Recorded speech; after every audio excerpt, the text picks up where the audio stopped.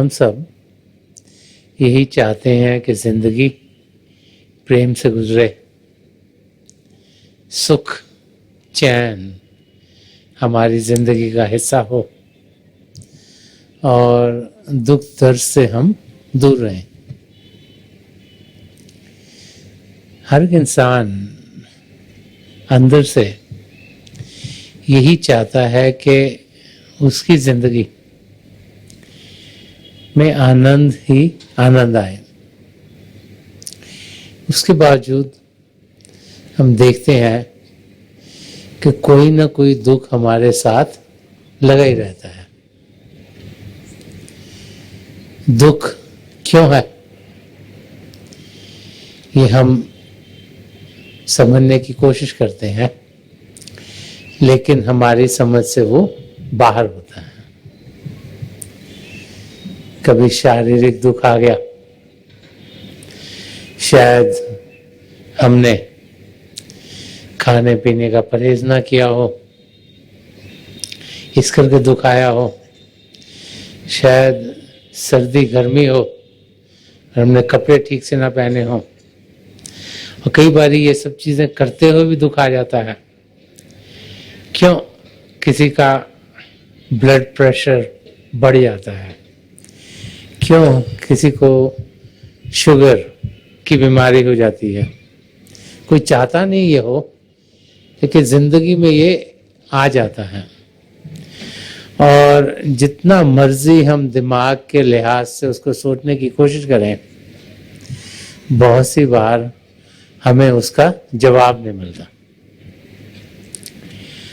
और जब इस हालत में हम पहुंचते हैं, तब जाके हमें कुछ समझ में आना शुरू होता है कि जो हमारी जिंदगी में हुआ, जो हमने किया, सब कुछ उसके ऊपर निर्भर नहीं है, कि कुछ और भी है इस जिंदगी में जो हमें दिखता नहीं, सुनता नहीं। और फिर हमारे कर्मों के लिहाज से हमारी जिंदगी कैसे चलती है, उस और हम ध्यान देना शुरू करते हैं। कर्म क्या है? हर एक सोच, हर एक बोल, हर एक कार्य का भुगतान। अच्छे सोच, अच्छे बोल, अच्छे कार्य हमें अच्छा फल देते हैं। बुरे विचार, बुरे बोल, बुरे कार्य का हमें भुगतान करना पड़ता है। और ये कर्म सिर्फ इस जिंदगी के ही नहीं है, बार बार जब हम महापुरुषों की टीचिंग्स की ओर ध्यान देते हैं, तो हमें समझाते हैं कि कर्म हमारी आत्मा के साथ जुड़े हुए हैं। हमारी आत्मा जो इस शरीर को जान दे रही है, और वो कर्म जब से हम पिता परमेश्वर से दूर हुए, तब से वो बनते चले आ रहे हैं। और जो सबसे बड़े कर्म है, उनको संचित कर्म कहा जाता है,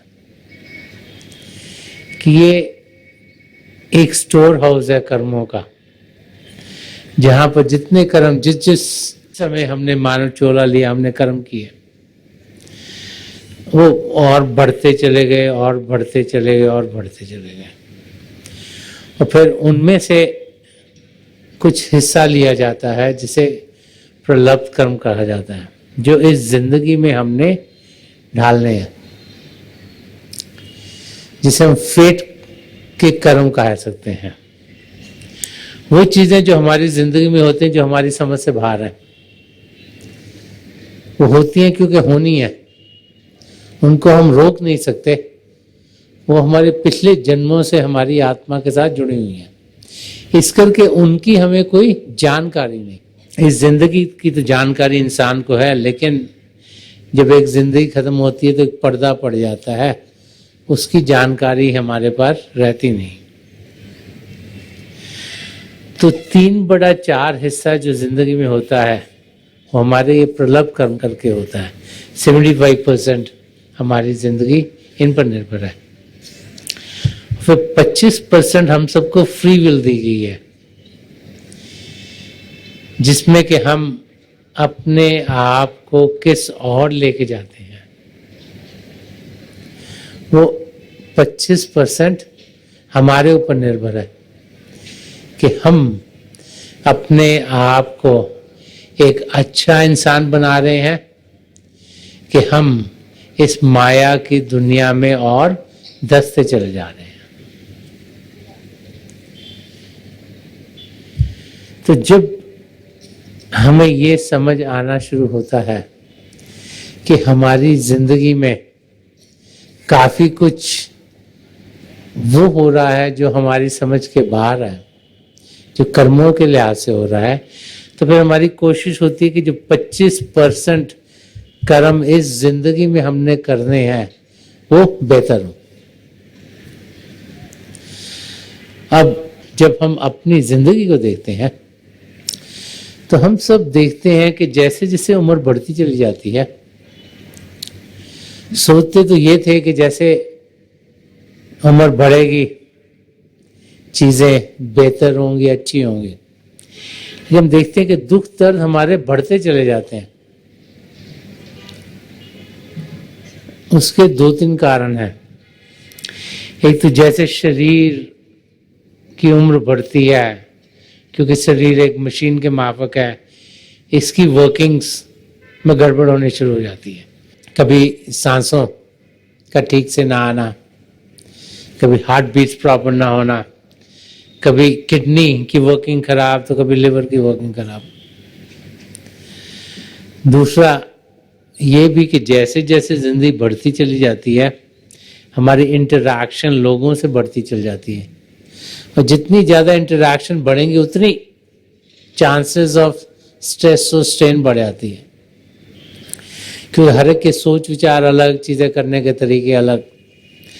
और फिर जैसे उम्र बढ़ती है, हमारे बाल बच्चे होते हैं, तो जिसे जनरेशन गैप कहते हैं, हम एक माहौल में पैदा हुए, बाल बच्चे दूसरे माहौल में पैदा हो रहे हैं, और फिर मिसअंडरस्टैंडिंग्स, चीज़ें करने के तरीके डिफरेंट, और इस करके भी हम देखते हैं कि तकलीफें हमारी जिंदगी में बढ़नी शुरू हो जाती हैं। तो उन तकलीफों से दूर कैसे हों? अगर यही सोचते रहें कि कभी शरीर में तकलीफ है, यही सोचते रहें कि कभी रिलेशनशिप्स में प्रॉब्लम्स हैं, यही सोचते रहें कि कभी फाइनेंशियल डिफिकल्टीज आ रही हैं, तो फिर हम कभी भी सुख चैन की जिंदगी जी नहीं पाएंगे।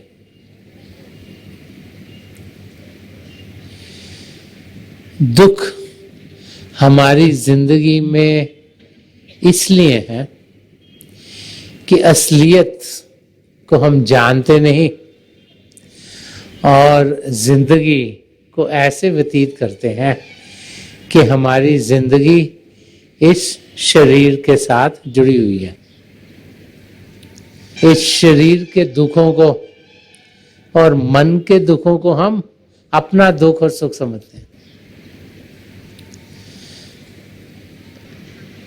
हम भूल जाते हैं कि असलियत में हम शरीर नहीं, हम मन नहीं, हम एक आत्मा है। वो आत्मा जो परमात्मा का अंश है, वो आत्मा जो चेतन है, वो आत्मा जो निरोल है, वो आत्मा जो प्रभु के प्रेम से भरपूर है, वो आत्मा जो परमात्मा का हिस्सा है। अगर हम अपने आप को आत्मिक रूप में जानेंगे तो फिर हम देखेंगे कि सुख चैन की जिंदगी ही हमारी जिंदगी होगी। और अगर हम अपने आप को शरीर या मन के साथ ही जोड़ते रहेंगे और अपने आप को वही समझ बैठेंगे, तो फिर जिंदगी भर एक के बाद एक के बाद एक ना एक दुख हमारे सामने हर समय रहेगा। हमारी हालत वो है जो एक शेर के बच्चे की थी। एक शेरनी का बच्चा हुआ और शेरनी की मौत हो गई।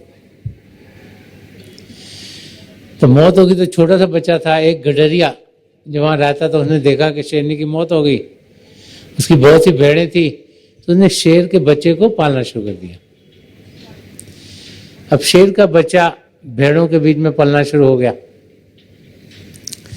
तो उसने भी अपने आप को भेड़ी समझना शुरू कर दिया।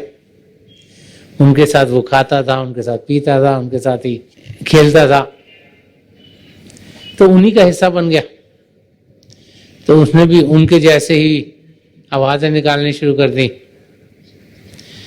और एक दिन जब कि वो सब भेड़ के बच्चे और एक शेर का बच्चा नदिया के किनारे पर थे, तो जैसे एक शेर गुजरा, तो शेर के मुंह से जब आवाज निकली तो सब भेड़ के बच्चे भाग गए, लेकिन शेर का बच्चा उधर ही खड़ा था। तो शेर ने शेर के बच्चे से पूछा, तुम कौन हो? तो मैं तो भेड़ हूं। तो शेर ने बच्चे से कहा, नहीं नहीं तुम भेड़ नहीं, तुम तो शेर हो। कहा नहीं नहीं मैं तो भेड़ हूं, देखो मैं ऐसे ही करता हूं, बातें भी भेड़ जैसे करता हूं, मैं तो भेड़ हूं। तो शेर ने सोचा कि मैं इसको कैसे समझाऊं कि ये शेर का बच्चा है। तो उसने उसको कहा, ये जो दरिया जा रहा है इसमें जरा चलो मेरे साथ, हम दोनों इसके पास चलते हैं। तो उन्होंने गए, तो उन्होंने पानी के अंदर जब शेर के बच्चे ने दोनों की शक्लें देखी तो देखा एक जैसी थी। तो शेर ने ललकारा और शेर के बच्चे ने भी ललकारना शुरू कर दिया। उसको समझ में आया कि मैं शेर हूं। यही हालत हमारी है। हम लोग अपने आप को शरीर समझते हैं, तो हमें कौन समझाए कि हम शरीर नहीं, हम आत्मा हैं। जब एक पूर्ण महापुरुष की नज़र करम हमारी ऊपर पड़ती हैं, जब उनकी दया दृष्टि हम पर पड़ती है, जब वो हम पर दयालु होते हैं, कृपालु होते हैं, तो वो अपनी कमाई का कुछ हिस्सा हमें देते हैं, जिसे नाम की देन कहा गया है।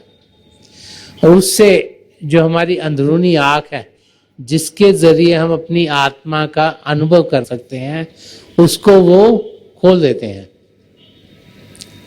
हमारे अंदर प्रभु का शब्द चल रहा है, जैसे शब्द कहें, नाम कहें, होली वर्ड कहें, कलमा कहें, लेजेंड साउंड ऑफ गॉड कहें,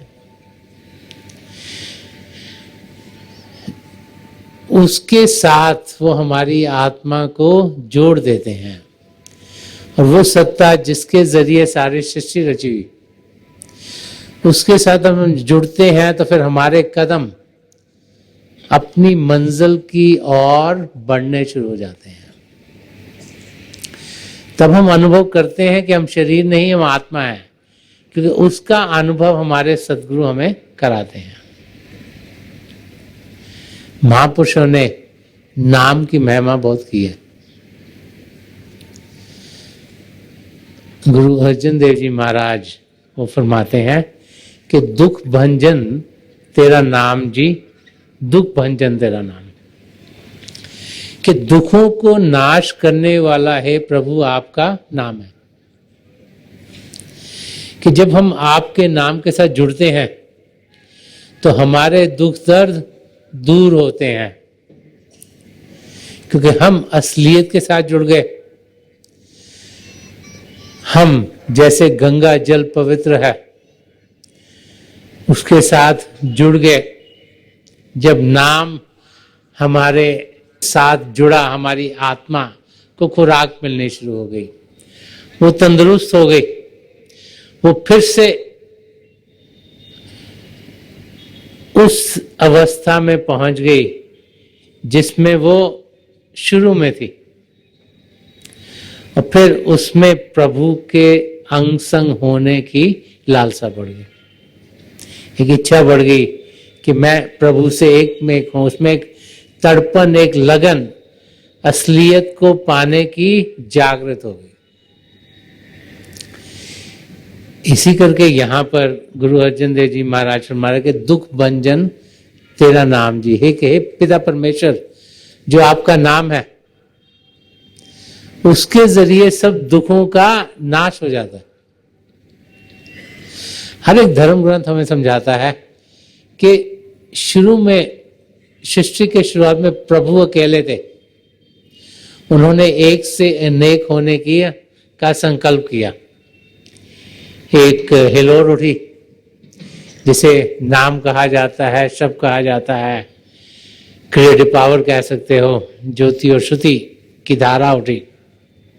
ज्योति और श्रुति उसके दो जाति रूप है और उसके जरिए कई खंडमंडल बने। कबीर साहब ने गुरबाणी में फरमाया है कि अव्वल अल्लाह नूर उपाया, कुदरत के सब बंदे, एक नूर ते सब जग उपजा, कौन भले कौन मंदे।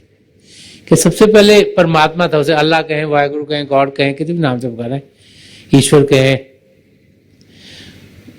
उनसे नूर उत्पन्न हुआ, उसे नाम कहते हैं, उसे शब्द कहते हैं, और उससे ही सारी सृष्टि रची गई और हम सब भी उसके जरिए यहां पर आए हैं।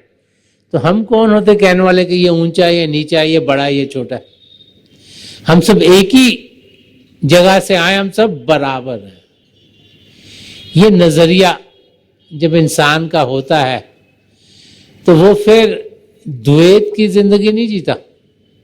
इस वक्त हम द्वैत की जिंदगी जीते हैं क्योंकि हम देखते हैं हमारी शक्ल अलग है, हम देखते हैं कि हमारे सोशल स्टेटस अलग है, हम देखते हैं हम पढ़े लिखे अलग है, हम देखते हैं कि हमारे धर्म अलग है, हम देखते हैं हमारे कल्चर्स अलग हैं। लेकिन वो सब भारी रूप है। असलियत में हम आत्मा हैं, आत्मा परमात्मा का अंश है, हम सब एक ही हैं। और यही संतों महापुरुषों का नजरिया है।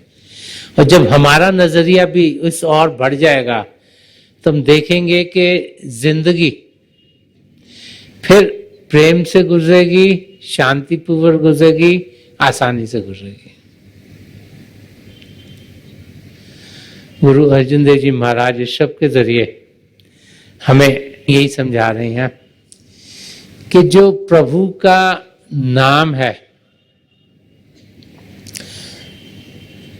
जब उसका हम अनुभव करेंगे तो सुख, चैन और आनंद की जिंदगी हम पानी शुरू कर देंगे। बहुत सी बार ये नाम क्या है, इसका लफ्जों में बयान करना बहुत ही मुश्किल है। एग्जाम्पल्स के जरिए हम इसे कुछ समझ सकते हैं। कई बार ये भी समझाया जाता है कि दो प्रकार के नाम होते हैं, एक जिसे वर्णात्मक कहा जाता है, एक जिसे धुनात्मक कहा जाता है।